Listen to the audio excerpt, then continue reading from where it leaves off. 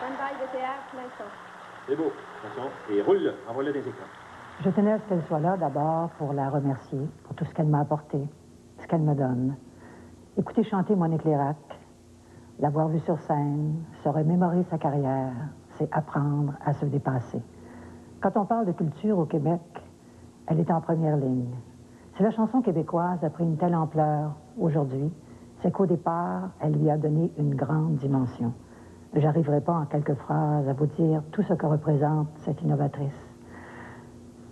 Son influence est une impulsion à rester avant tout créative.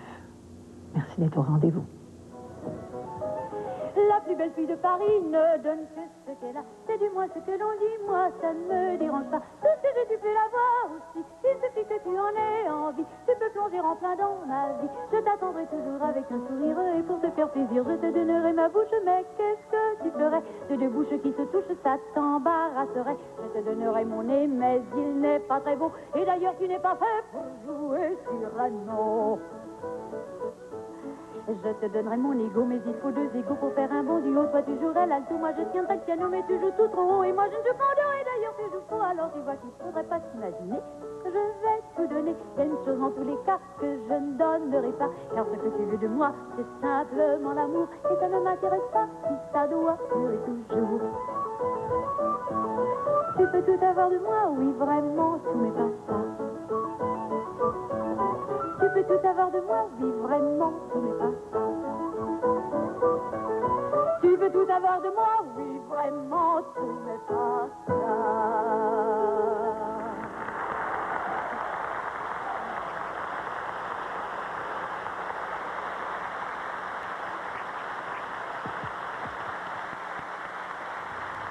Tu me dis que j'ai eu de l'influence sur toi? Ah, je ne le savais pas, mais ça me flatte beaucoup. Parce que si je ne chante plus, je peux encore très bien chanter tes louanges. Laisse-moi te dire, Diane, tout le bien que je pense de toi. D'abord, je ne suis pas près d'oublier le moment où je t'ai entendu pour la première fois. Ça se passait chez François Cousineau, où avec Luc Plamondon, on préparait un disque, et à un moment donné, ils ont souhaité me faire entendre une maquette de disque qui venait tout juste de terminer, et dont ils étaient très fiers, et ils souhaitaient avoir mon avis. Et là, ils m'ont mis... Tiens-toi bien, tiens-toi bien, tiens-toi bien, j'arrive. Oh, quel choc. Il y avait tellement un concentré d'énergie, une espèce d'urgence à exister que...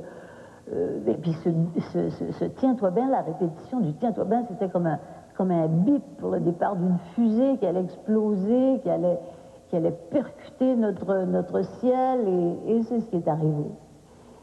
Et puis, après, on a vu arriver sur scène cette espèce d'animal étrange, un fauve, une panthère qui s'emparait de la scène, qui l'habitait entièrement, et qui avait l'audace et le culot d'aller jusqu'au bout de ses rêves les plus fous, de ses fantasmes les plus extravagants, et de les incarner et de nous les faire partager pour notre plus grand bonheur.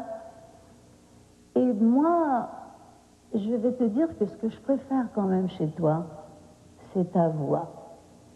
Parce que elle vient directement d'une source tellement sensible, tellement chargée d'émotions.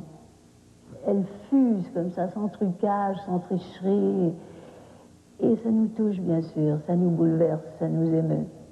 Parce que tous les amis de Diane savent très bien qu'à côté de la diva flamboyante, avec des oripeaux magnifiques, et des guenilles superbes, et des traînes, etc., il y a l'autre Diane, celle qui doute, qui a peur, qui est angoissée, qui est fragile, qui est vulnérable, qui a toujours besoin d'être secondée, rassurée, aimée. Et je suis de ces amis-là. Et c'est pour ça que j'ai tellement de tendresse pour toi, Diane. Et tu l'auras peut-être deviné, beaucoup d'admiration. Merci.